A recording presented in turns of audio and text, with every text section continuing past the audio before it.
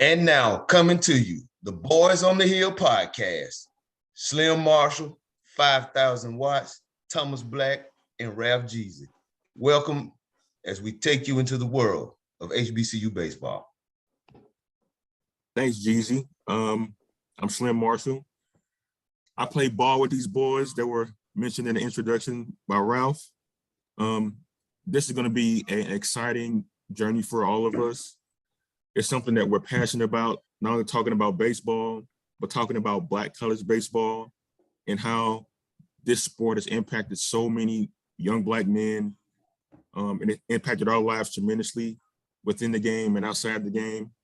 And we see in this space an opportunity for us to speak about something that is not anywhere on the internet, at least on a large scale, spoken about, which is HBCU baseball. This is not football or basketball where they get a lot of attention from the public and the media.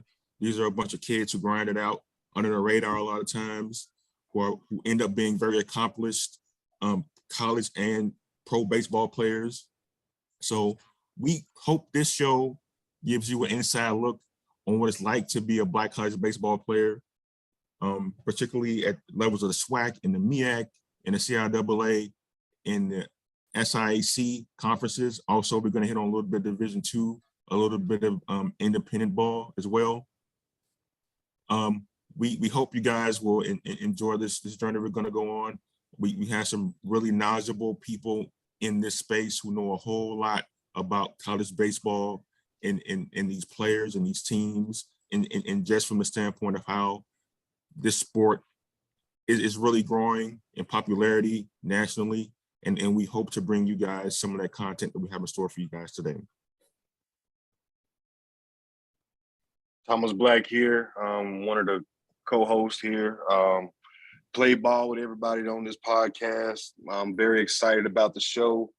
I talked to a lot of kids already about playing baseball, and to be able to have an opportunity to spread this along everybody out there in the internet space is I'm absolutely ecstatic. Can't wait to jump into different subjects. Can't wait to, interview different players, different people that's been involved in the game.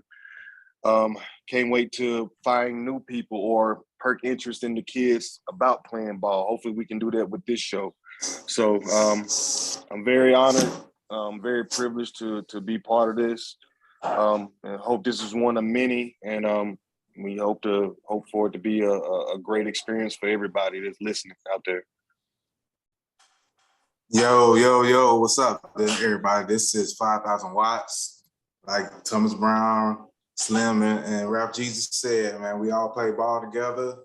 Man, college in between them lines on the diamond. And I look forward to giving everybody the spill on HBCU baseball. Give us our stories and just how it impacted our lives during college and after college, and how we was able to build friendships on and off the field. The experience that I had was very, very rich, very sacred, that I keep dear to my heart, and using my brothers. And we look forward to giving y'all the opportunity to come into our world and how we uplift these young men that are currently playing HBCU baseball at our alma mater and other schools within the SWAC, MEAC, CIAA, and the SIAC.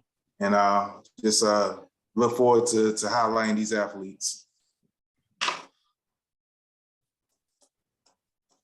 Yo, everybody, how's it going? This is Ralph Jeezy. Guess I'll bring up the real on the introduction. I'm a very passionate person when it comes to HBCU baseball, because baseball has given me every opportunity that I've had in my life. Every job I've ever had, it's been because of baseball. And I'm grateful for what most people view as a game. This is a love for me. And I want to be able to share with you all my experiences. I already have been in contact with two former players, one from the MEAC, one from the SWAC, that we're going to have on the interviews so they can bring you their story as well. And we just going to bring you into the world of HBCU baseball the way nobody has, from the perspective of former players. So just enjoy the ride, sit back, and just have some fun with us. This is just about us having fun and just reliving a wonderful time in our life. Just a band of brothers. So just enjoy it. Yeah, with that being said, guys, I'm excited about being a part of this because I know this group has a lot to say about the state of baseball today, about the state of Black college baseball today, and we really want to expose the public to a lot of faces and voices that are rarely acknowledged in these type of spaces. You got Black men talking about baseball, which is rare enough, but then to have Black men talking to other Black men and young men about the sport they love is even rare. So we get an opportunity to break ground in this particular space. And so like everybody said previous to me, I'm excited to be a part of this. And so we're gonna jump right in and talk about the Andre Dawson Classic. The season for many, the season for many schools have already started this month, late last month. And so the Andre Dawson Classic is normally an annual Black college baseball showcase. It's been going on for several years now. It's named after the great Andre Dawson, who played in Major Leagues. He was a FAMU alum. And this year's crop of teams include Alabama State, Southern, Florida A&M, Prairie View, Arkansas Pine Bluff, our alma mater, Jackson State, Grambling, and there's one school that's a non-HBCU, and that's UNO. All of these games for at least the 2022 season will be played starting Friday and end on Sunday. And all the games we played in New Orleans, so all of us look forward to watching that and following that. So I'm gonna throw it out to the room right now and just ask the guys this. Based on the schedule and the teams involved, what are some of the prospects you see for this tournament that's gonna start on Friday? The Jackson State Southern matchup. Yeah. The championship rematch, man. Yeah. Let's just get straight to it. The championship rematch. That I want to say it's on Saturday, and it's gonna be on MLB TV. I think that game is gonna be at 1:00. Yeah.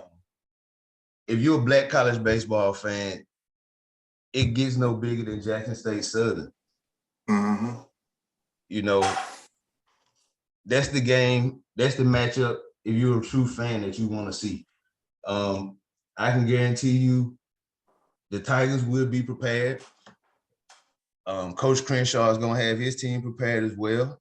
I can anticipate, because it's gonna be an early game, it may be a low-scoring game. Pitchers may have an advantage, but then again, we don't know how much work pitchers have gotten in and how sharp these guys are going to be coming out the gate. So it's going to be an exciting matchup. The two best teams in the SWAC. Right, and that's projected to be, number one, leading their division in the East and the West. So, to start out like that, that's pretty huge. Yeah. At least try to let them. At least they're trying to get their lick back early in the season, because how it ended last year, that was I was there to witness how the season ended last year, and it was absolutely amazing. Even though Jackson State lost, that was a great game, like pure baseball, and how it ended so dramatic. That game, how it ended, I know a lot of players on Jackson State had to they probably still feeling that last game, because that how it ended with the walk-off and going to the winning the SWAC, they're able to go on to the regional. Jackson State, even though they went undefeated last year in the SWAC play, did not win the SWAC tournament, which, about baseball, it can go either way, So that's going to be a great matchup to start out. And not to cut you off, Thomas, both teams have several players from last year's teams that are back. Jackson State has Ty Hill and Shanard Brown coming back. Southern has their catcher, Taj Porter. He's back. They have the DH, O'Neal Burgess, Tremaine Spears, and we have Nick on the mound, and they bring Enrique Uza back. So, hey man, it's man, I'm excited. Yeah, this is definitely going to be one of the premier HBCU showcases, I would say, because you got the top 3 out of both divisions in this tournament. So this is going to lay the playing field and the foundation on how the conference play is going to go. But it just gives each team the preview of, of how the tools that each team has. It may be a little sloppy because it always is at the end of the season, but at the same time, I think these teams going to be well prepared. And then for the highlight for it to be on MLB TV, I think that's a good. I wish the whole tournament was on MLB TV though. We'll probably, hopefully this podcast gets some more exposure so we can see this whole tournament on there. But this is going to be pretty big for the conference. Man, do y'all know I go ahead, Slim, my bad. Oh no, I was gonna say it's really gonna be exciting to see. And one of the players who's gonna be in this tournament, we know him quite well. He's been recognized nationally as one of the players to watch for the Golden Spikes Award. That's Ty Hill, who's coming off a tremendous season last year. He was atop the SWAC in a lot of categories, near the top and nationally in several offensive categories. He's definitely going to be one of the players to watch. And I know Ralph mentioned some of the pitching that's also going to be prominent in this particular event as well. So this tournament has pretty much everything you could want to open the season for a baseball showcase. You got one of the best players in the country showcase against their rival that knocked them out of the opportunity to go to the NCAA tournament. And then you have all these other new faces like Florida A&M playing Southern, Florida A&M playing Alabama State, which has traditionally been a really good team in the SWAC. And so you throw in UNO, a non-HBCU, but still a really good baseball team historically. So you got a lot of elements to this particular classic that's going to be really intriguing to a lot of fans watching at home or even in person. Mm-hmm. I'm really excited. I'm really excited the fact that MLB is starting to shine some light on HBCU baseball and actually taking the effort to show HBCU schools. Because like I said, if they start to care a little bit more, a lot more kids might actually be interested in playing. Yeah. And then we can't skip without talking about the elephant in the room too. I think it's huge that FAMU and Bethune-Cookman came to the SWAC.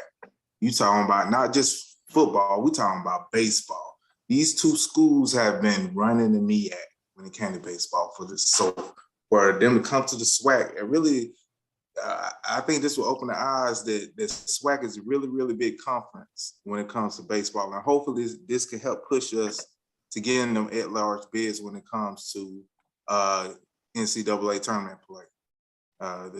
I'm really ecstatic just to see FAM and Bethune on our side of the division and kind of, strengthen the schedules of the whole conference. Now, I will say we have been playing FAMU for maybe the last 12, 13 years already. Yeah. Mm-hmm. Off and on where we've gone down there and they've come up here, spring break trips, weekend series type deals. Never were able to get that series with Bethune when they win the MEAC, but hey, you in the East now, baby. So yep, ain't no running. let's see what it is. No running. Yeah, man, I did not know after all these years that Andre Dawson went to FAMU. Did somebody say that Andre Dawson went to FAMU? Yeah, he's a FAMU alum. Yeah. Man, I watched this man for years. Let me tell you, when you come home after school back in the day, you had G.I. Joe or you watched the Cubs. When you watch the Ryan Cubs, yeah. Sandberg, Andre Mhm. Dawson. Mhm. The Hawk was like my favorite player for a long time because that's what we watched every day when we came home from school. Was we Mhm. watched the Cubs. You know, at first Cubs didn't have lights at their Yeah. park, so it was all day games if they had a home game. Mhm. Mhm. So that was Andre Dawson was a staple in my life because you know I tried to even swing like him at first for a while, but We all I did did. not know. I did not know he went to FAMU. Yeah, and just to give you guys a history lesson for those who listening, not only Andre Dawson was a FAMU alum, but Vince Coleman was a FAMU alum. Hal McRae was a FAMU alum, the longtime big league manager and player, and Marquise Grissom, who played for the Expos during their run in the '90s, played for the Braves when they won the championship in '95 before they won it this past season. He was also a FAMU alum. So that school has produced, and a lot of black colleges have produced a lot of really good players, a lot of Hall of Fame, a lot of all-star caliber players. So this tournament also gives an opportunity for new fans of the game, passionate fans of the game, to learn a little bit more. That's not about FAMU's baseball history, but about all the schools of baseball history that's going to be in this showcase. So even though some may not be familiar that Andre Dawson, who played for the Cubs and the Red Sox and the Marlins back in the day, was a FAMU alum, this will introduce a lot of people to that knowledge. And that's what we want to do on this show. We want to continue to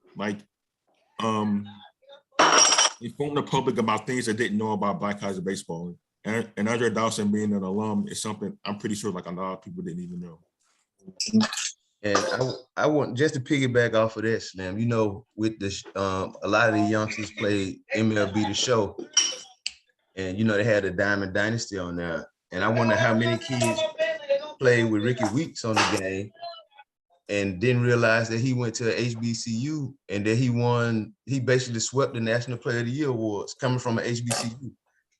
And that's not even publicized enough. You know, the fact that he swept the National Player of the Year awards his junior year, so like everybody and every kid that's playing baseball should know that every HBU should be broadcasting it, not just Southern. Yeah, Ricky At least Weeks they doing all know it that is could be equivalent. done. Yeah. Ricky Weeks doing that is equivalent to winning the Heisman Trophy. Yeah. Right. Very That's how true. big of a deal that is. And we witnessed it personally. Watching him go through it. Right. We did. Yeah. And we'll have some episodes about that later. And then to talk about it, they just the Brewers just added Weeks to the coaching staff. Okay, Maybe what's up? this week or last week. Yeah.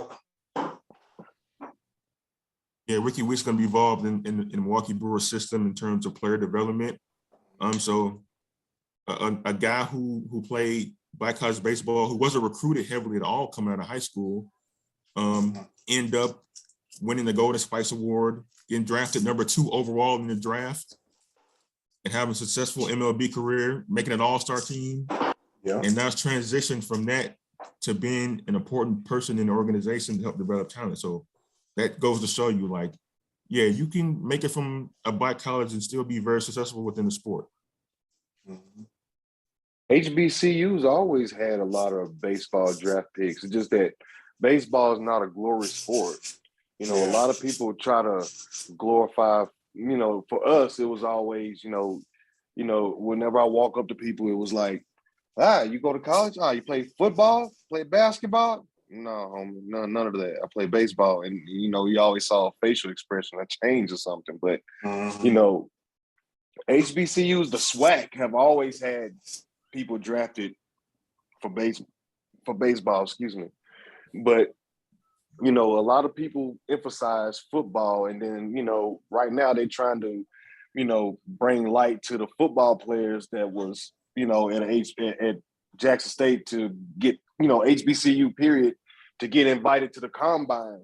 But I want people to know that every year you got players from the SWAC getting drafted to play professional baseball, more than most of any other sport in the college. You know, we get more draftees out of baseball from our conference than any other sport. Mm-hmm. And we ain't gonna talk about the 26 and 27 that was drafted in the 3-year span from Southern when we was in school. Yeah. Lord have mercy. Man. And the number of those guys that made it to the MLB. Fred Lewis played in the MLB. One day pitched for the White Sox. Ricky was there. So that's right there. Yeah, those Southern teams were some of the best teams that like I've ever seen or played against. At the amateur level. I think like over a period of time, their entire starting infield got drafted. That's how good they were.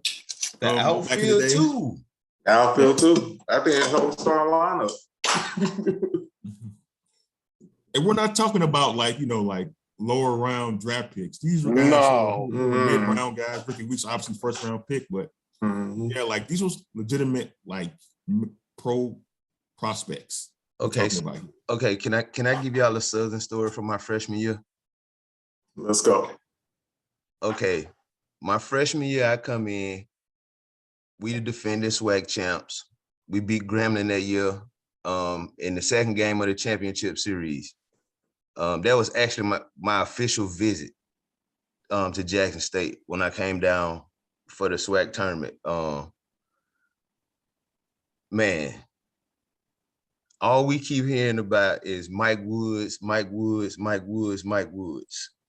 Mike Woods was the second baseman my freshman year at Southern. He ended up going in like what we call the sandwich rounds, the compensatory rounds now, right?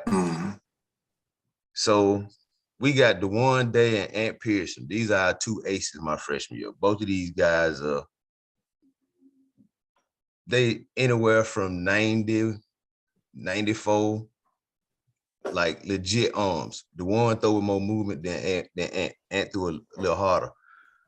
So we real confident because, you know, we went through our first stretch of the first round of the conference. We did pretty good.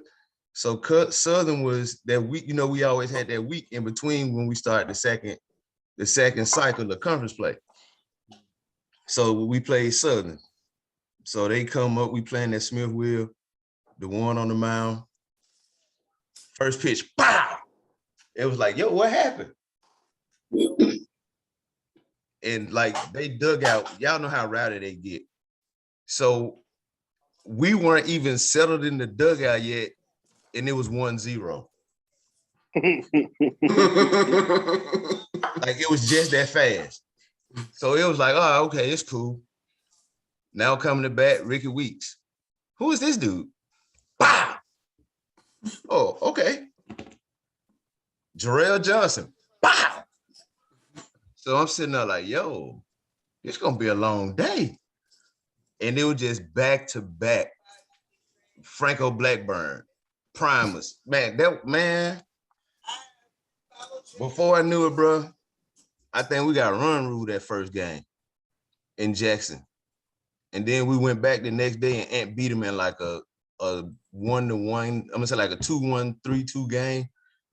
But bro, them, and then every dude they brought on the mound, y'all know everything's away. But it was like 90, it was like no letdown. And I had never seen a team of all black players like that before. Right. You know what I'm saying? Where it was just like that level of baseball. We were just like, yo, these dudes different. And they just ran through everybody my freshman year. We ended up meeting them in the championship game. Kareem Smith ended up pitching a complete game to beat him in the first game. And then we came back that second game, man. We just didn't have enough arms, man. It was like Coach Kadar was just going out there, just pulling them out the ground. Like, hey, poop, hey, go on them out. It was like, yo, it was no letdown. And like they had legit guys that had roles. So it was guys that were only relief pitchers. It was guys that were only the closer. So they had defined roles. And it was like, yo, they built a little different. And, you know, it was never any intimidation playing them because I love to compete. but like just from the baseball standpoint, it was a lot of respect. Never no intimidation because it was like, yo, we playing Southern, yeah, let's go. Mm-hmm. Yeah, you knew you had to bring your A game playing against them because they were a deep and talented roster. And we will be remiss, guys. We didn't mention the architect of all this was Roger Fedor. He won over 900 games as a manager at Southern. He obviously managed Ricky Weeks. He's the first and only Black college baseball manager to coach a player to win National Player of the Year honors. He was the first Black college coach to win an NCAA tournament game. So Roger Fedor coached for 33 years before he retired. He produced a lot of great players and a lot of great teams. And these stories we're going to have for you about playing against Southern, just like the one Ralph mentioned, is all because of Fedor and him developing that talent, finding that talent and cultivating it and producing big league quality talent. So that program, we hated to play against them because they were so damn good, but we respected them because they were so good and they knew they were going to bring the best out of us. So that's just something that we're never going to forget. We're going to have more stories like that about playing against Southern, about playing against a lot of different schools, and just some of the antics of the coaches and the fans along the way. Because the SWAC was something else when it came to that stuff. So stay tuned for more stories like this and more anecdotes. You forgot Hall of Fame coach, Slim. Yeah, I would be remiss. Hall of Fame coach. He was definitely a Hall of Famer. I mean, he actually also, a little nugget on him, he was actually an assistant basketball coach at Southern too. Dang, I ain't know that. Yeah, he was. A year before he became the baseball coach, he was, yeah. Yeah. He found his niche then, man, because he was developing, man. And there's a lot of stories like that within Black college, not just baseball circles, but just in sports in general. Like because of the resources are not what they were for white schools or predominantly white schools, you had like coaches coaching different sports. You had coaches coaching baseball and basketball or football and basketball just because the school needed bodies. Mm-hmm. And so you have a guy like Roger Fedor, who was the assistant basketball coach one season, coaches baseball for 33 years and is one of the greatest coaches of all time. So it's funny how that works out. But it goes to show you once again, like you're at a Black college, you can accomplish anything. Mm-hmm. Yep.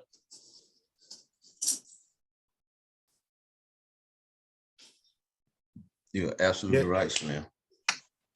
Let's talk about the other matchup we got going on. Who's got the second game? Who'd you say got the second game, Slim? The second game is Florida A&M against Prairie View. That's a 3 o'clock pitch. Now Prairie View. I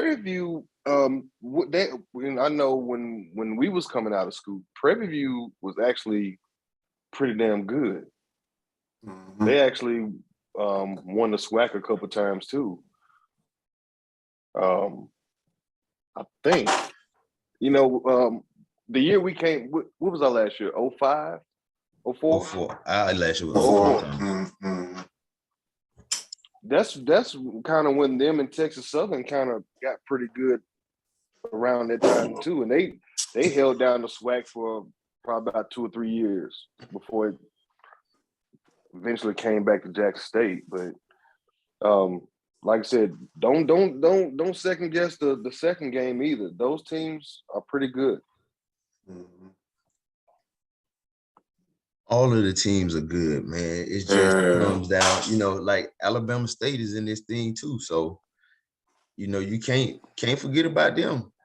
They actually the media like well, from what I've been reading, the media like Alabama State boys more than they like. They got an ace pitcher that's supposed to be SWAC pitcher of the year.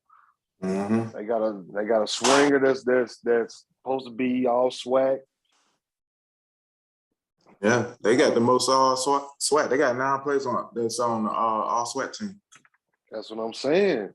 So So I mean, they may be the sleeper team. They may be the sleeper team of the season. They may do something, So we just have to see.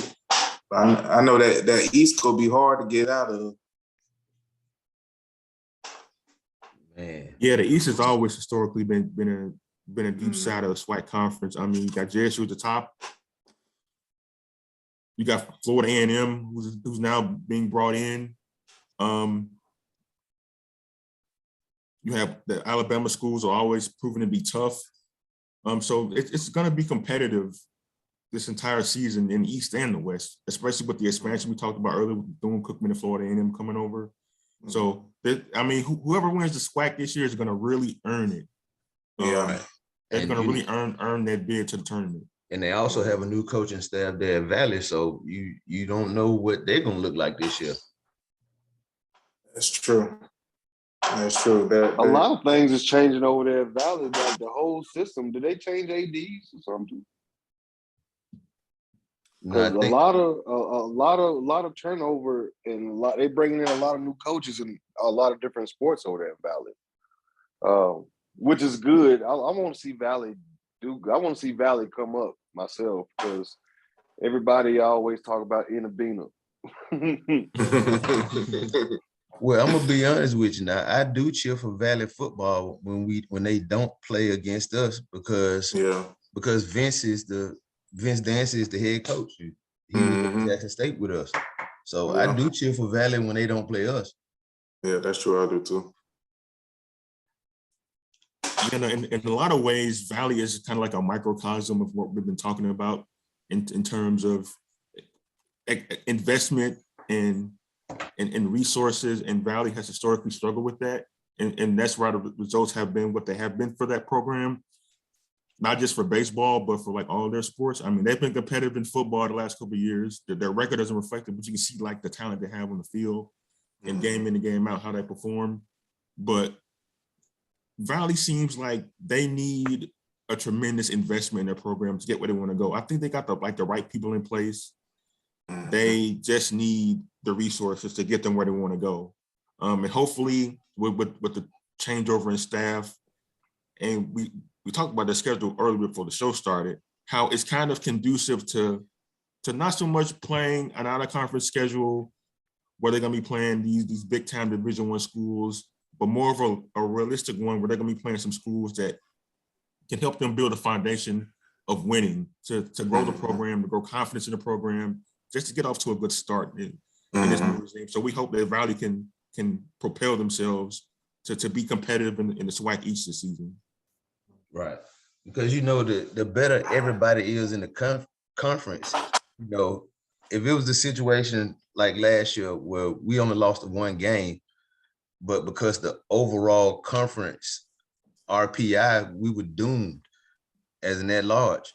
If we win a different conference, we in the tournament. So yeah, we need everybody to be competitive, especially in those non-conference games, because it matters. We can't have situations in the past where teams have gone out of conference and playing games, because they need the funding, but you play games that aren't winnable. That kills your players' morale. Like, that's, as a player, if I know we got a guy on the mound that's we playing an SEC team and our hardest guys throwing 83 to 86, we about to get killed. I wouldn't want to be put in one of those situations, you know what I'm saying? And like, we've been put in a situation like that where we had the arms, but the coach didn't pitch the arms to win the game. That's some mid week. But we ain't gonna get into that. We ain't gonna get into that. Yeah, we getting off track. All right. But you know what I'm saying? Like Slim was saying, we need you have to be scheduling, you have to be smart. You have to have the games. Of course, you can't do anything about the conference games. You have to play those. Those are locked. But those non-conference games, it's enough teams within a 3 to 5 hour drive, 4 hour drive for any team that's in Mississippi to have legitimate non-conference competition to where they can also have games they can win. Like with ULM is right there. USM is down the road that you could play. Like Southeast Louisiana, all those schools are right there. And we've played those schools and we've beaten them, you know? So you have to test yourself outside of your bubble, because it's only fun to be the big kid on the block for so long. You got to step out and see how you compete with the rest of the world, because in baseball, you win the SWAC, you going to the regional. Ain't no Celebration Bowl. Yeah. Like, you going to compete for a national championship. You're going to the NCAA tournament. So probably in their region, you're probably gonna play against LSU or Mississippi State, Ole Miss. Yeah, they're gonna put you in a tough region. So you got to be prepared. Hey, Ralph, since you were on the coaching staff at JSU, after your playing days, just talk a little bit about the philosophy of scheduling itself and like what was priority, what was important, and maybe what didn't matter so much when formulating that schedule for the year. Well, the biggest part of the schedule was, of course, you know, the biggest chunk is going to be the conference games, but it's about playing those, like for us, Southeast Louisiana and Louisiana Monroe, that's like a non-conference game that's going to be on the schedule.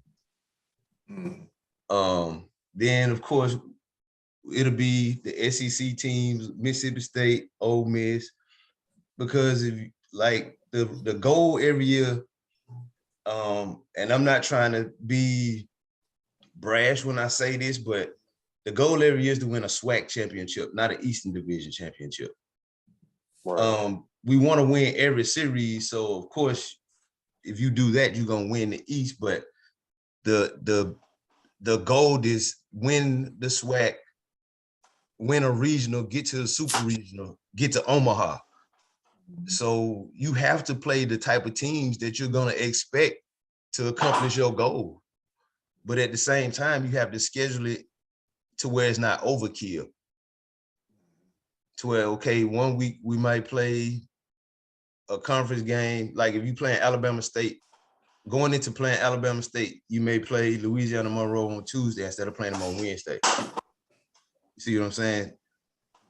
So that way you still get good competition going into a tough series. And then you still get that rest.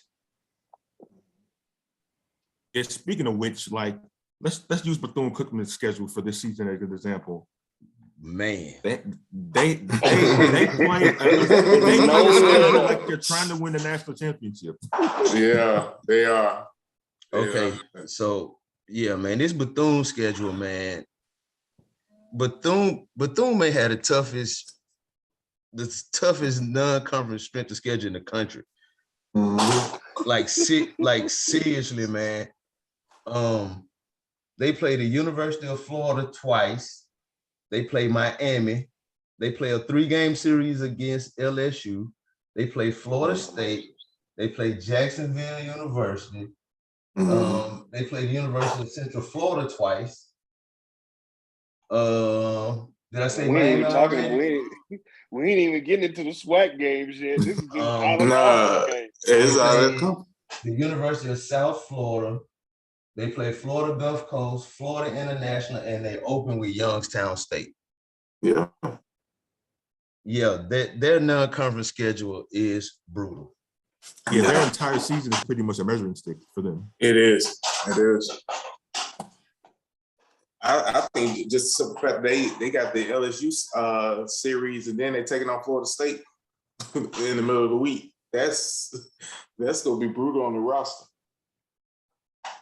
But that could, but for them though, that could be their recruiting tool. Okay, look at who we playing.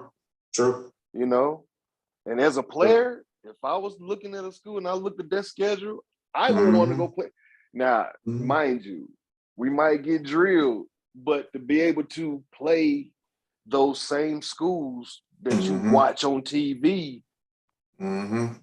That's amazing. And to be an all black, be an HBCU school, a lot of players ought to want to play a schedule like that. And you might even win a couple of them just on some humbug.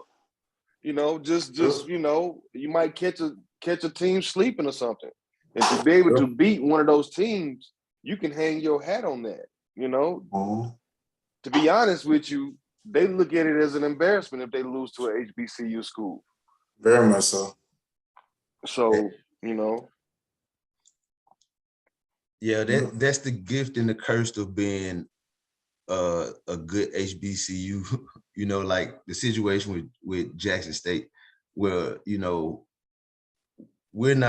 we have respect on a national level. We're receiving votes in the preseason national poll. Mm-hmm. You know what I'm saying? right. And last season they were receiving votes every week in the polls. So a school to be like, hey, we'll play them because hey, they're getting, they're a recognized team, they're a respected team. So playing them, losing to them don't hurt you as bad compared to losing to Valley. Just to give an example, just for historical reference. Mm-hmm. It's RPI plays a deal in baseball as well. Yeah, it was real big. Yeah, I know for basketball, they go by quadrant wins, ranking, like the success you have against certain schools ranked from 1 to 25 to 25 to 50 to 50 to 75 to 75 beyond. Like if you win those games you're supposed to win, that's one thing. But if you can win those tier 1 and tier 2 games on your schedule, that will give an opportunity to not only afford to have a slip up in conference play, but it puts you on the radar to get an at-large bid if you're like really, really good. If you like overproduce. So Right. if Bethune-Cookman, for an example, they're not gonna handle LSU or Florida State or maybe even Florida, but if they can have a good showing against Florida Gulf Coast, Youngstown State, and schools like that, it could increase their RPI and get them in a conversation at the end of the year if they go on to win the SWAC tournament and have a dominant season within conference and say, hey, you guys can get an at-large bid even if you don't win your conference, which is not likely, but still, like at least like having that good showing early on in the season can get in some of these voters' minds later on in the year that you're worthy to be in a tournament despite the circumstances. Hey, don't get it twisted. Now the schedule tough, but they're gonna win some of those games. Yeah, they are. They're gonna win some of those games. We are laughing and saying how tough the schedule is, but they are gonna win some of those games. It's just the nature of the beast in college baseball that one of those days they're gonna step out on the field and everything is gonna go their way. Yeah. It's like Yeah, you hope the coaches like play it in such a way where they're gonna throw their best arms out there, especially in these midweek games. We've had experience knowing like we playing against an SEC school or something like that. Our coach said we're gonna pitch Johnny Holstaff, and Johnny Holstaff is not our best pitcher. Yeah. Or Johnny, or like our ace pitches 1 or 2 innings and that's it. And then we get blown out the rest of the game to pitching Johnny Holstaff. But yeah, like we hope the coaches in these situations play it straight. Yeah, that's true. And then just to add some more onto the schedule, you look at Grambling, Arkansas, Pine Bluff, and Texas Southern. They ain't scared of the big boys now. You got Grambling playing Arkansas and Mississippi State and LSU as well. Well, Arkansas, Pine Bluff playing Arkansas and Mississippi State, and then you got Texas Southern say they will take that trip down to Texas and take on the #1 team right now.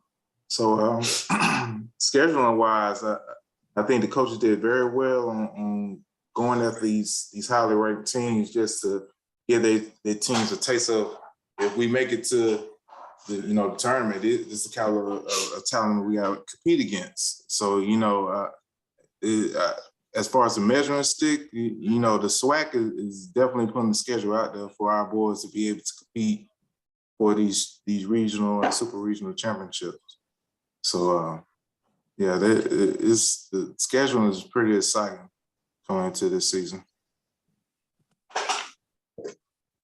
Yeah, also the SWAC order of finish was also released along with with all SWAC teams. JSU is predicted to win the East, Southern predicted to win the West. How are you guys handicapped that? Is that right? Or should we expect some surprises along the way? How do you think the season is going to play out in that regard? Well, about baseball, it always comes down to, how many injuries somebody got and all of that. If everything is healthy, I think JSU could as far as regular season wise, repeat again. Just because of the work ethic and we know how they get down. But like I said, Alabama State might be the sleeper this year. You don't know. They got 4 first place votes, so some people feel like they may be there too. But I think outside of these 6 teams that's going to be in this weekend's tournament, I think Arkansas, Pine Bluff, Grambling, and Southern may come out that west for the SWAC team. I think Alabama State, FAMU, and Delta State, they go win that, be the top 3 in their division. I think we pretty much going to see a preview of the SWAC team this weekend. It's going to be highly competitive. One thing I'll say to the listeners is don't blink, because SWAC baseball, them run on first base, that's going to turn to a double and triple, man. We still base like it ain't nothing now. Right. Yeah, it's still Jackson State still leads the country in stolen bases each year. Mm-hmm. Yeah, they did last year. Yeah, they had like 132. That's a little low, for us. Yeah, for us. Yeah, and that's kind of the one thing like we can appreciate about Coach Johnson, because in the era of the launch angle and spin rate and all these advanced metrics that go into trying to create a situation where baseball now is played as a nerds game more so than an actual game. You can appreciate a guy like Omar Johnson saying, hey, we're going to play ball like how it was played back in 1975. We're going to bunt. We're going to steal bases. We're going to put pressure on you. You're going to put pressure on the defense. He always talked about that when we played for him, like, hey, man, hit the ball on the ground. Like, hit the ball on the ground? What do you mean hit the ball on the ground? Like, it makes no sense. But, you make the field to field the ball. You make him make a good throw to first base or whatever base it is. Like, don't hit pop-ups. Don't hit the ball in the air. Don't make it easy for the defense. And so, stealing bases is an example of that. Bunting is an example of that. Paying attention to, small ball.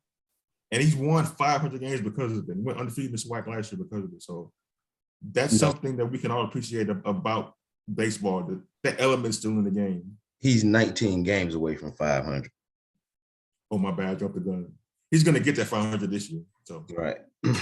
But, the thing that's funny, when we played and even after we played, we hear so many people, oh, why they bunt so much? Why they don't hit more home runs? Why they don't do that? He's had teams where they hit 60 home runs as a team. He's had teams with Anthony McLean and Chris Stamps, with both of those guys combined for almost 140 RBIs and almost 25 home runs just between the two of them. He's had guys like, I want to say Jesus, that came through there and hit almost 30 home runs in his career.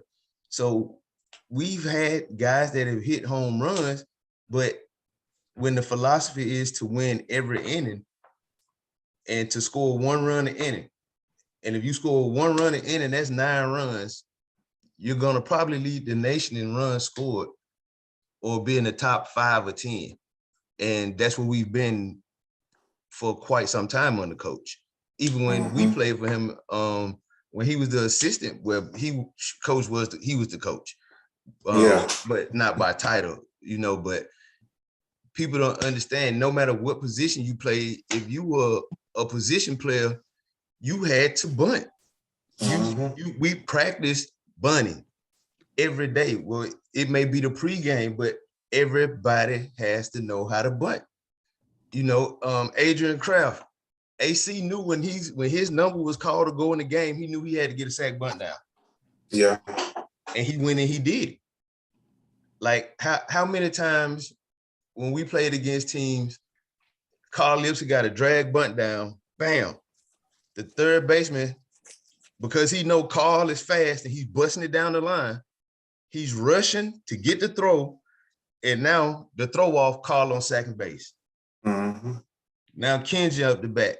Now this is the first inning. Yeah. Now Carter stole third. So now we got to run at third base with no outs without a number 2 hitter up, with BJ on deck, I'm in the hole, and Thomas behind me. You already at an advantage. It's so much easier to get a runner in from third base with less than one out, with less than 2 outs, because I don't have to get a hit. I can situational hit now.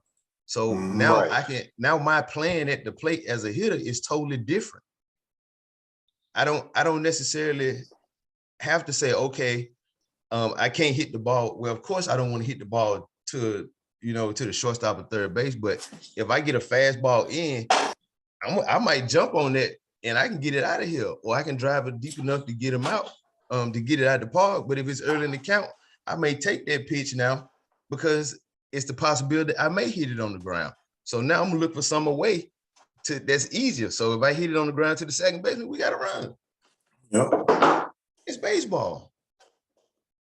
Yeah, it harkens back to the old St. Louis Cardinal teams of the 80s with Whitey Herzog, the manager.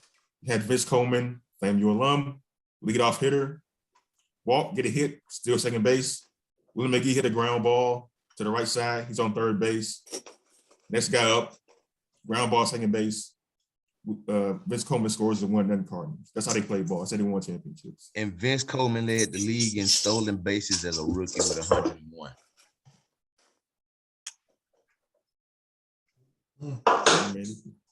Yeah, man, it's a beautiful thing. It's a lost art. It's a lost stolen bases. It's a lost art. That's true. It is. I think. Well, I think a couple of players now actually. I mean, in the major leagues, if you steal 20 bases, you the man.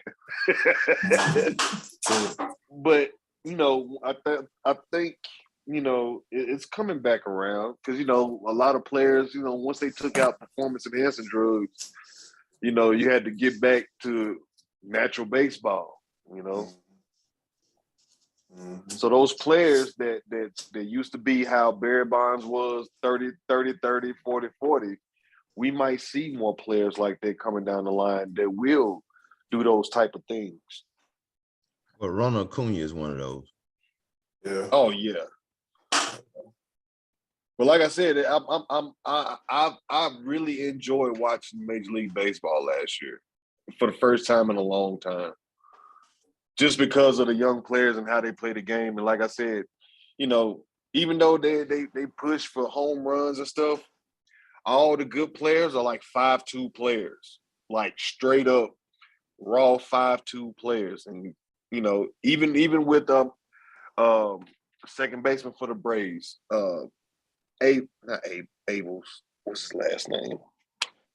Ozzie Albies. Albies. He's a dog. I watch the Braves a lot. But you see a lot of young players now, and I'm actually, when I talk to my kids, when I talk to younger kids, I have players that I can tell them to look at now. At first it was like all home runs and whoever hitting the most home runs and all of that. But now you got solid players that, players can look at and emulate now, as far as like real pure 5'2" baseball players with power average, make the plays in the field, got cannons for guns. I mean, for arms. Like baseball is real good right now.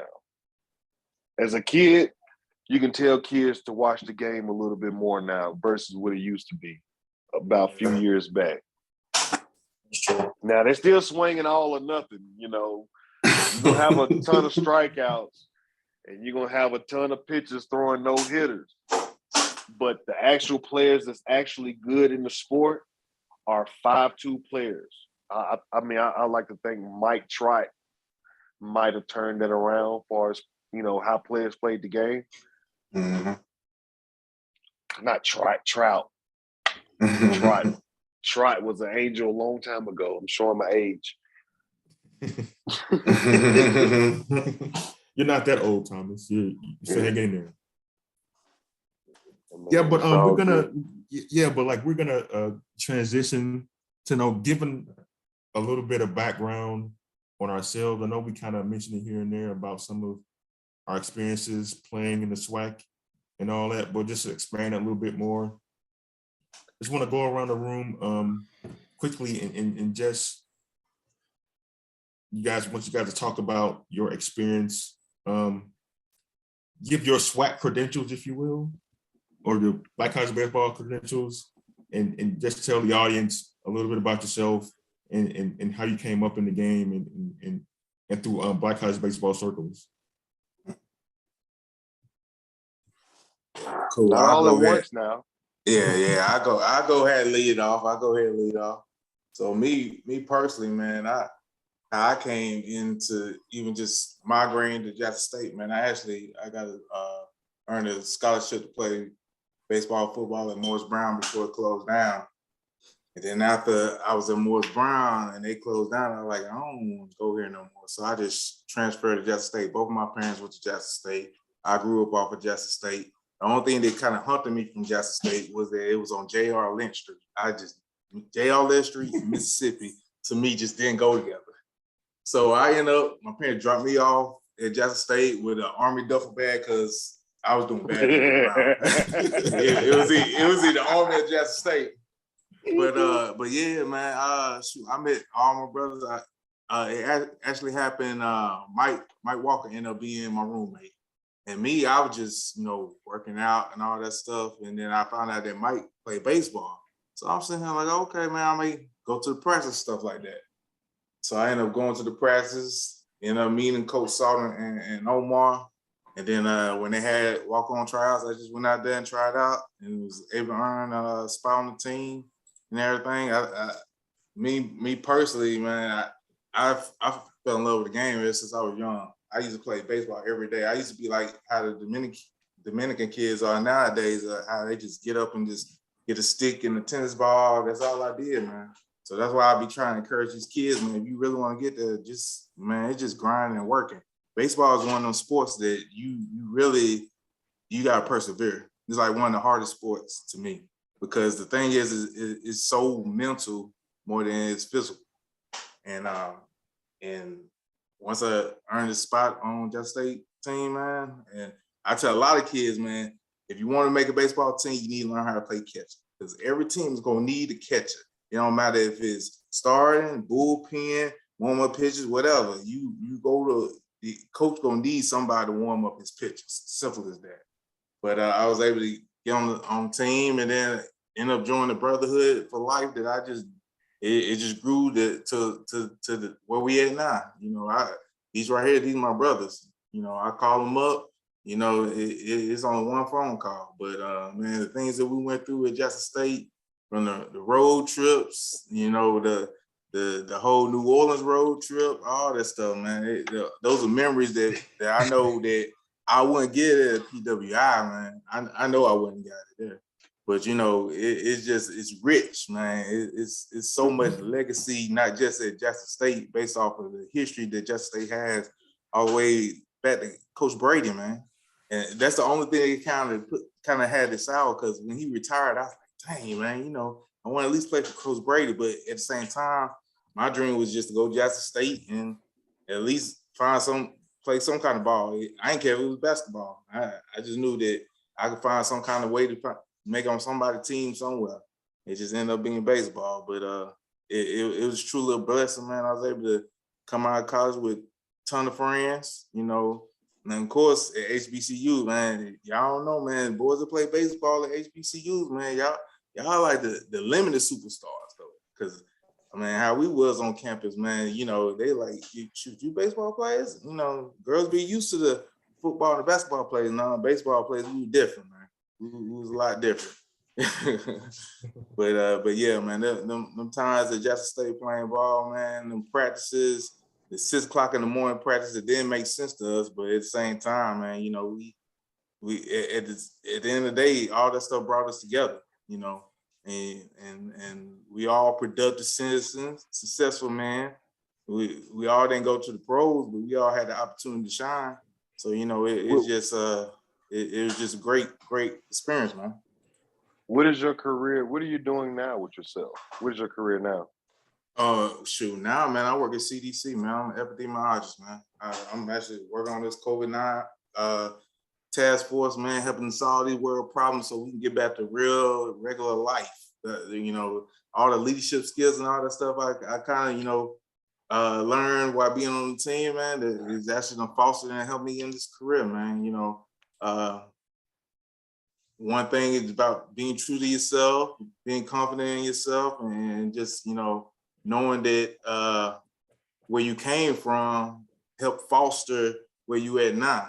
I think that's the biggest thing that got to me, is that I never would have thought that I'd be working at CDC, sitting here helping solve the world problems and being a part of the brain and all that stuff. But I think my love for baseball is what kind of gravitated me to being a statistician, epidemiologist, because I just love working with numbers, averages, home runs, all that stuff, man. It was just, I was addicted to numbers. So I use that, my love for statistics and stats and all that stuff, to gravitate to a career that I actually enjoy. A career that's actually in the forefront right now. You actually work for the CD, what the CDC say is what goes, and you're a part of that. Yeah, it's true, man. Hey, half of this stuff will come out. Wonderful. Half of this stuff will come out in my words, though. You know. I mean, he's still part of the team. CDC, man. Yeah, you're right. So you know Dr. Fauci, if you're trying to say, huh? Yeah, I got Dr. Fauci on email, man. I've had a couple couples calls. And I think the big. That's I think my dog. Yeah, Dr. Fauci. Yeah. That's my dog. Yeah. I think the highlight was when President Biden and Kamala Harris and Vice President Kamala Harris came to CDC. Man, I was in the room. I'm sitting here like, bro, this kind of dope, you know. You know, I couldn't have no cameras or take my phone in there to, you know, take pictures or anything. But it was just to be, you know, you think about 20 or 15 years ago, man, I was on the grass. I'm smelling grass in the morning dew and everything, playing ball with y'all. And now, you know, I'm doing this, and it's just, you sit back and you be like, man, the life that I had so far, man, been pretty dope, man. Like, God done bless me. My path was a little different, man. I was a JUCO transfer before I got to JSU. My path was real talk. I ended up coming to a HBCU out of spite of the experiences I had growing up playing baseball. I'm from Columbia, Tennessee. I'm in Middle Tennessee, one of the, you know, Mayberry town. You know, it ain't too many of us around. Every baseball team had a 2 black men minimum, 2 black boy minimum. You know, all the black boys that we played, you know, they had us spread out, 1 to a team. That was like the limit, one or 2 at the most. But, you know, growing up, man, like my neighborhood, you know, normally neighborhoods play basketball and football, but my neighborhood was full of black kids playing baseball every day. All we needed was a tennis ball and a bat, and we played all day. That was our sport of choice over basketball and football. Is we played baseball every single day. And if we busted the tennis ball with the bat, we sit there and had a wiffle ball bat and hitting rocks in the fields. And I believe that really trained me to be a better hitter was hitting gravel rocks with a wiffle ball bat, because we wanted to play baseball every day. The guys that I played in the backyard with is who I think, as far as who molded me as far as a baseball player. And like I said, you could have took these black dudes, and if you put all of us on one team, we would have ran through a lot of teams. We had a lot of talent. And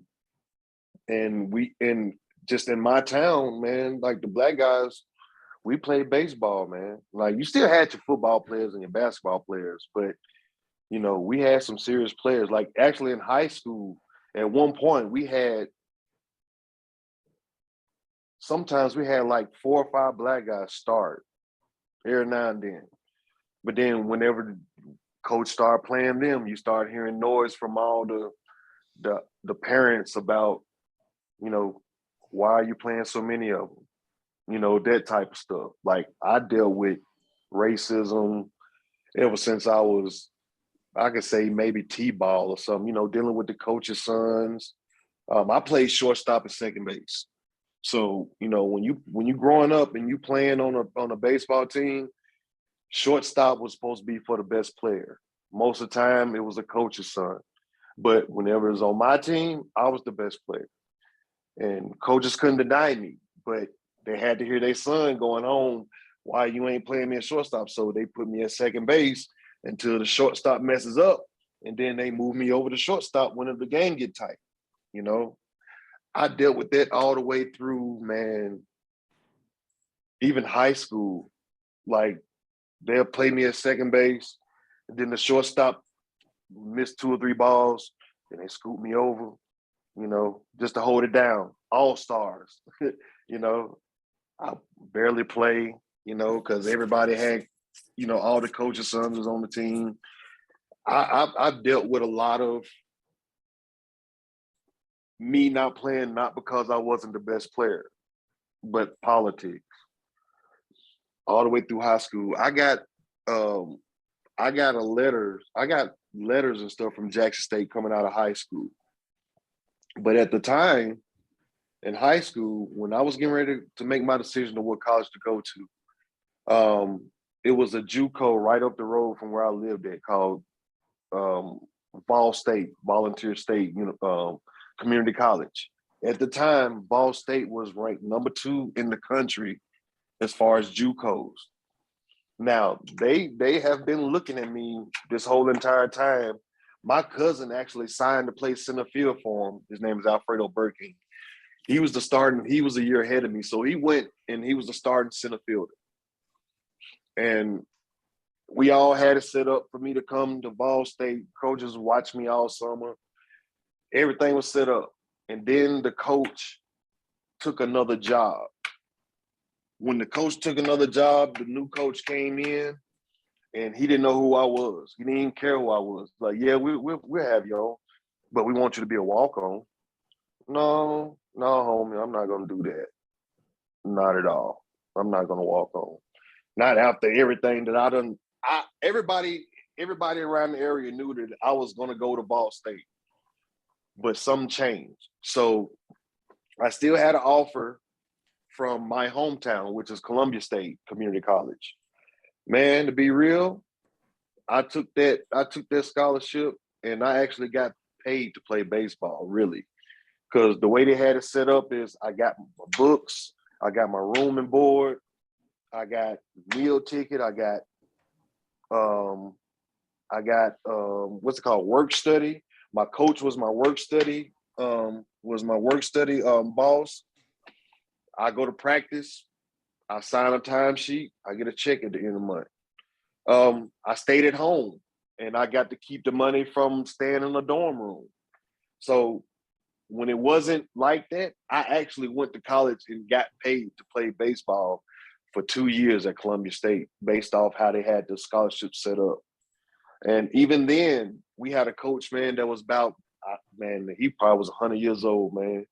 And it wasn't that he wasn't racist. It's just that he was just used to those ways. You know, no matter what, no matter how good I played, I still had to split time with somebody. Or if I made one error or something, I knew I was coming out second game. You know, baseball is a game of, you know, you're going to make errors, but I had to play perfect and able to stay out there. You know, I got tired of that. You know, by the time I got done with JUCO, I said, man, if I'm going to play these last 2 years, you know, everybody wanted me to go to Austin P, or Austin P is a 4-year school, MTSU, you know, all them schools around there. You know, I could have played for them schools, but I didn't want to play against the same players that I watched all the way through Little League. You know, when you were Little League, all those same players, all of them make their Little League team in the towns, the surrounding towns. All those players went to those same colleges. I didn't want to deal with that same stuff for my last 2 years. So I said, screw it. I'm going to go down there with my people and play ball. And my assistant coach, which was a black man in high school, him and Coach Johnson was roommates in college. And he always was in my ear. You need to go to a black school. Even and one of my uncles, he played baseball for Tennessee State University. He was a pitcher. He always told me, go to a black school. And I never did understand what he meant by it. You need to go play at a black school. You need to go play at a black school. And I was like, And I never understood it until I got there. And I was like, okay, now I get it. That was the best decision I ever made in my life. It had nothing to do with baseball. But I ended up in Jackson State, came through. It changed my life. It was like culture shock because I was around white people a lot. And for me to come into a town and I walked into Walmart and everybody was black, I said, damn, I think I found my home. It was unbelievable. It was like the club at Walmart every night. My first night in the dorm room at a HBCU, I hear the damn band coming down the street and everybody all in the streets like it's a party. I called my friends back home. I'm like, yo, the band walking through campus, like it's a party. This is practice. This is every night. Hey, man, and I haven't played a ball, never caught a ball, nothing yet, anything. And I was already in heaven. I was like, I have found my home, and I'm glad I made that decision. You know, I turned out, you know, it was a pretty good experience playing and everything. I had a rough first year because I had to adjust. You know, I've never been away from home. I've always, you know, played around the house, you know, having my parents there. I never moved away before. So my first year at Jackson State was like my worst year ever playing baseball. I think I barely batted maybe 220, maybe 220. But I was struggling with the fact of being away from home. I didn't really have any friends. I didn't know nobody at Jackson State until I got there. I think I knew Corey Floyd. Me and Corey Floyd played JUCO together at Aquinas. He played at Aquinas, and I was at Columbia State. That was the only player that I knew at Jackson State when I got there. And even Slim Marshall know about Corey Floyd. He's an interesting guy. So I'm hanging around Corey Floyd every day, and I was like, you know what? I got to make some more friends.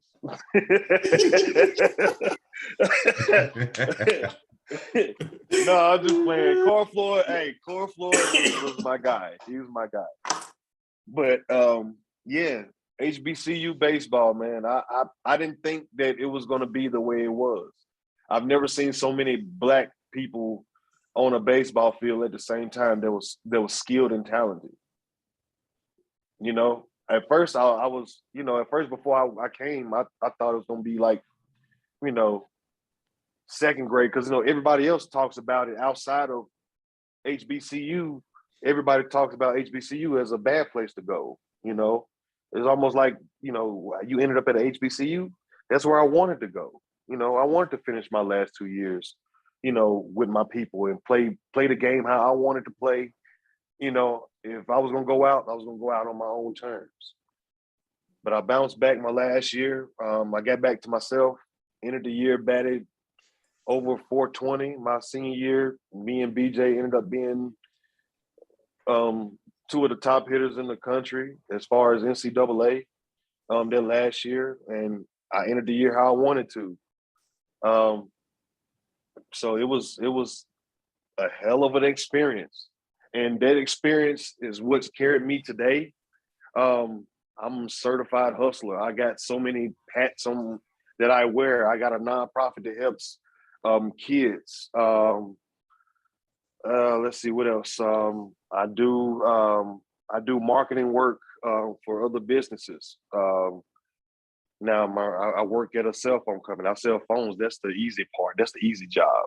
But as far as everything else, if it wasn't for me going to HBCU, I probably wouldn't have as much passion to be part of my community and help out minority kids as much as I did. And you know, in that process, I try to drive them to look at going to a HBCU, because when you go to a HBCU, the teachers and the people there actually care about you as a person, and they actually want you to be a good person in life versus being an athlete. And that's what I got from a HBCU, is that they cared about me being a good person, being good people, being prepared for the world that didn't want us to succeed. That's what I learned. Sorry, I get kind of long-winded, but you know, if I just want everybody out there in the space to know that if you're thinking about a college, you know, if you're a minority and you're thinking about a college, consider HBCU, because the teachers actually care about you as a person and how you grow as a person. It has nothing to do with sports. It has nothing to do with, you know, how much money you got or your legacy or nothing. Each teacher actually cares how you're doing. And, you know, that's my whole little experience I had at HBCU. All right. You going to Easy, you're up. All right. Man, it's kind of hard to come behind y'all, man. Bro. Well, my experience growing up, man, I'm from the Mississippi Delta. I'm from Hollandale, Mississippi, man. My high school has produced, man, Simmons High School, man, I can't think of the number of guys that played baseball in the SWAC from my high school or the MEAC. Like, the majority of us has gone to HBCU. Grambling, Alcorn, Mississippi Valley, Jackson State, Howard University. My two high school coaches played at Alcorn. I got recruited by Coach McGowan. Man, there's some stories, man. Rest in peace, Coach. But man, my route to Jackson State, I played football in high school. So I had a really good senior season in football. So I was getting some interest from football. And, you know, football signing day was always in February, and, you know, baseball was always later in the year. So I signed to play JUCO football and baseball at Mississippi Delta. And I go into my senior year in baseball. Well, just backtrack. I broke my hand my senior in football. So I didn't even know if I was going to be able to play baseball my senior year. So the fact that I even was able to play was a blessing in itself. Not only was it I was able to play, but I had a good year.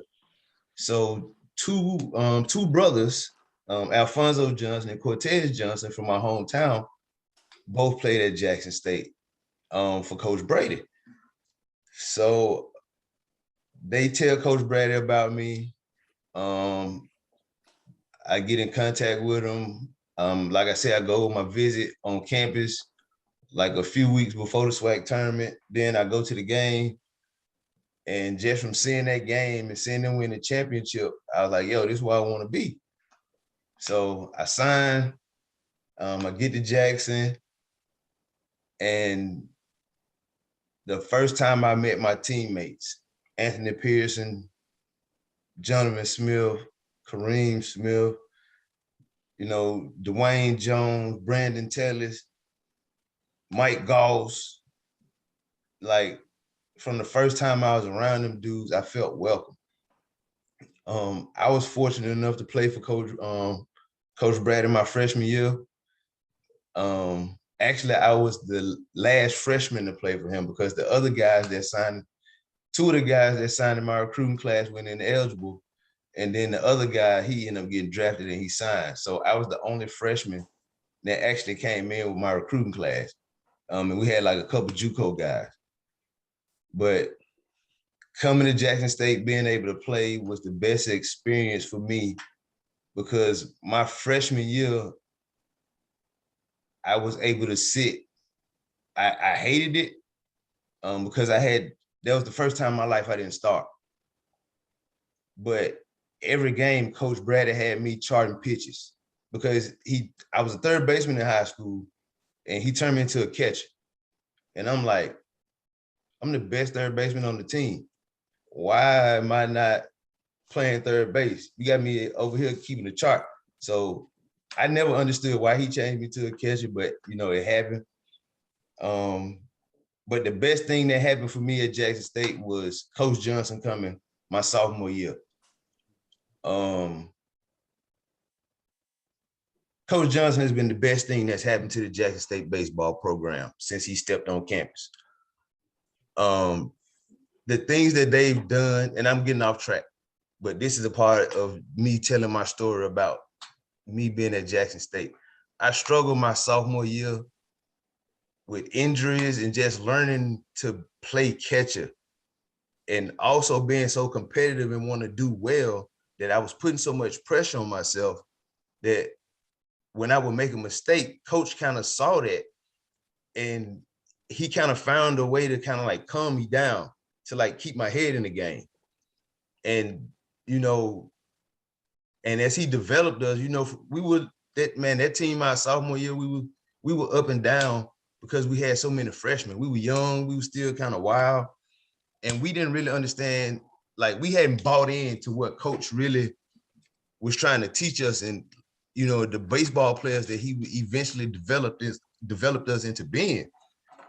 But my sophomore year and my senior year, with the amount of time I spent with coach doing those individuals and, the scouting reports on the road, I just turned into a baseball junkie. And that's all because of Coach Johnson. And I was fortunate enough to be all conference and all region, but that don't really mean nothing to me. The being respected by my teammates is what means the most to me. Having the admiration of my teammates, the dudes that I went out there and played with every day. They knew that no matter, if I was tired or what, if I caught 3 games already in the series, they know, hey, Ralph gonna go back there and he gonna give it his all. And, I have a band of brothers that nothing can come between us. It's 20 years later and we still close as ever. And I don't think I would have gotten that, if I hadn't gone to HBCU. I make sure I try to go back to Jackson every year to at least one series to go see coach. He's won 30 games every year he's been in Jackson except for one. He hasn't had a losing record since he's been the head coach. And that's because of the hard work that he puts in every day, no matter it's the summer, the fall, he puts in the work. And I don't think he gets appreciated enough for what he does. I really don't. But, like I said, the best decision I ever made in my life was going to Jackson State. And Coach Johnson has had the biggest impact on my life outside of my family. And, I'm grateful for that.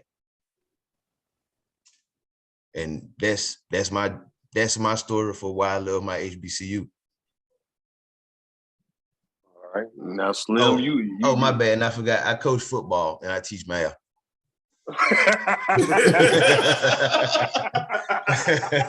Stupid, bro. I guess I'll be the Mariano Rivera of this whole thing and close it on out. Uh-oh. Hell's Bells are playing in the background. Yeah, gonna hit that. Yeah, like unlike the other guys on this podcast, I was not highly recruited at all. In fact, I wasn't recruited anywhere at all coming out of high school. I was a walk-on. So I was like that commercial that says like 99% of y'all can go pro in some other than sports. That was me.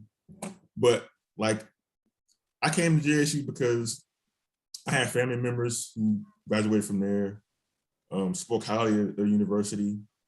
I'm from Chicago, born and raised in a town that got two baseball teams, the Cubs and the other team on the south side. I won't say no by name. So I grew up a big baseball fan, like watching the Cubs games on GN, which they do not come on anymore. Humbug. Yes, it sucks. Yeah, but like I fell in love with baseball, watching the game with my grandfather in the middle of the day, after school.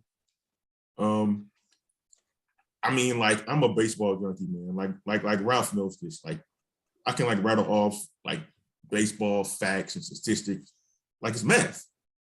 But yeah, but like I came to JSU as one to play baseball, not being recruited, not thinking I would even make the team. I still remember the walk-on tryout I had, which was terrible.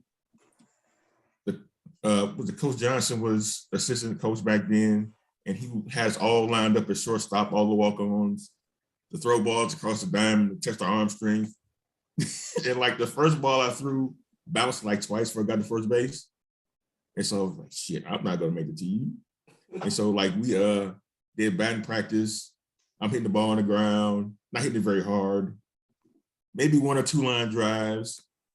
And so like after that day, I kind of like, man, I ain't playing baseball. Like the plan, if I didn't make the team, was to try for the tennis team, because I wanted to play something in school. Like, I wanted to be active in something.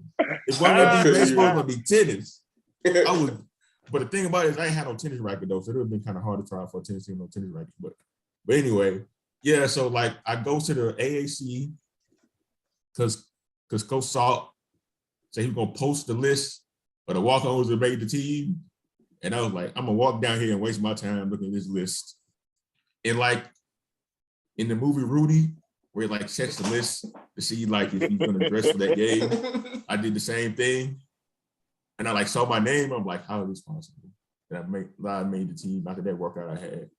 And like 4 years later, and playing in about 3 games, because I didn't play very much at all. I was an infielder / pitcher who rarely played, but that was cool though.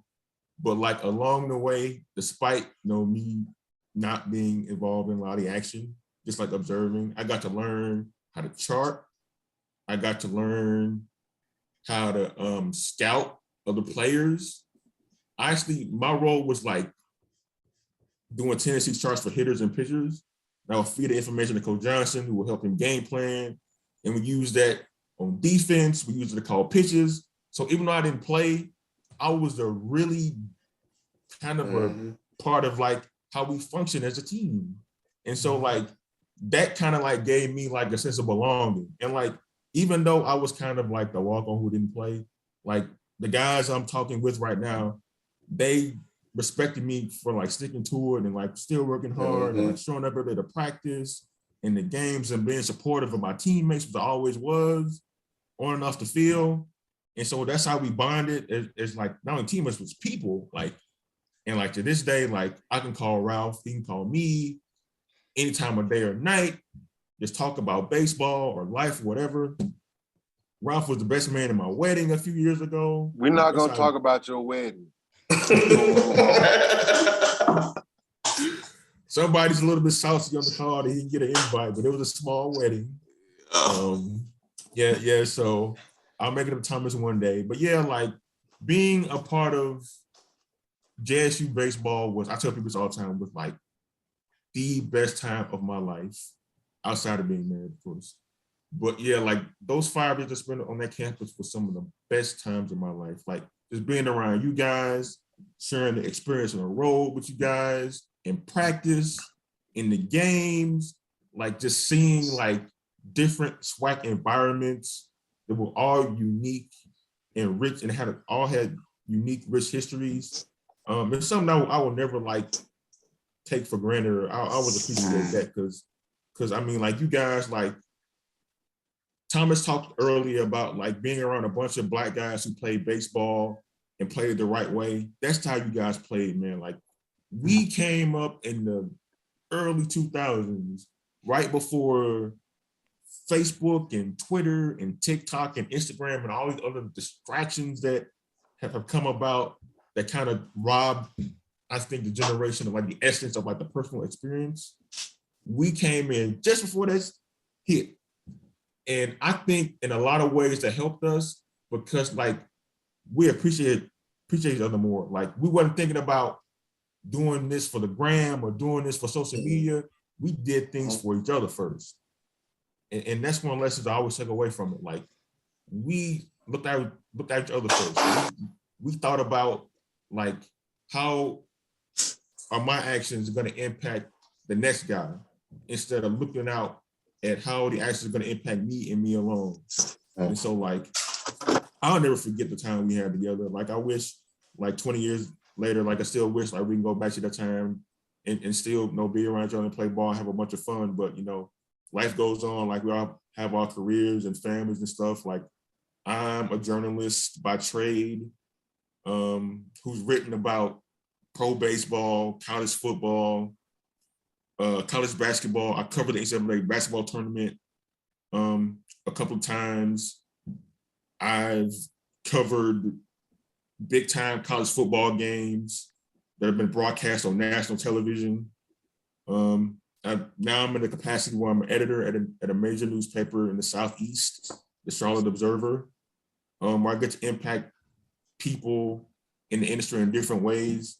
And all that wouldn't have happened if I hadn't gone to JSU, where I got the foundation to have confidence enough to dream big and then like have aspirations. I remember Coach Johnson, like he kind of knew as a freshman that I didn't have anything figured out. We all don't have things figured out when we're freshmen in college. We're still learning about ourselves in a lot of ways. And he saw like, you know, I was trying to find my way. He gave me a duffel bag full of stuff. It had clothes in it. It had toiletries in it. It had all kinds of like supplies in it. Because for whatever reason, he saw something in me that I didn't see in myself and wanted to invest in me. So during the time I was on the team, even though I didn't play, I'll be in his office talking to him about just baseball, about life, about how horrible the umpires in the SWAC were. just like different things, you know, like his philosophy on the game itself, things like that. And so like I learned a lot about the game at JSU, despite the fact that they didn't go to like a major Division I school that had all the resources and the big time Hall of Fame coaches. Like I learned about the game there. I learned what to do and more importantly, what not to do. We'll get in that a little bit later, but yeah, like playing at JSU and just being around y'all, man, that was an experience that I will cherish for the rest of my life. And that is my story about how I matriculated from JSU to where I am now. And I'm just glad that people listening along, if they stuck with us through the 2 hours we've been talking, have learned something about us, learned something about the game, learned something about Black college baseball. And we just hope you guys tune in next time we have a show. It'll be better, it'll be more streamlined. We'll get our rhythm down. We'll know when to shut up, we'll know when to talk. We'll know all the machinations that goes into doing a podcast. But for now, we just wanted to give y'all a little insight on ourselves and just our knowledge and some of the things that we've experienced and that this game has given to us. And we hope to translate that into giving it to y'all too. Yes, sir. Appreciate everybody listening. And with that, man, we out. And see y'all next time. See y'all fellas. Y'all take care of yourself. Love y'all, man. All right, boy. Yeah. All right.